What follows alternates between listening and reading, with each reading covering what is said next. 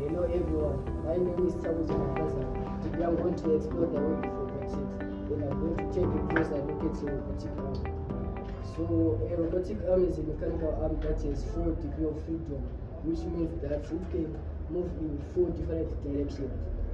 So on the robotic arm we have 4 independent actuators, and they are base, shoulder, elbow, wrist, and the end effector. The robotic arm uses kinematics.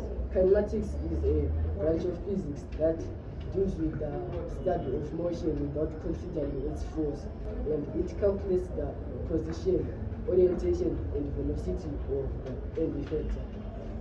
So this robotic arm is used in various applications such as medical care, logistics, construction houses, warehouses. Thank you.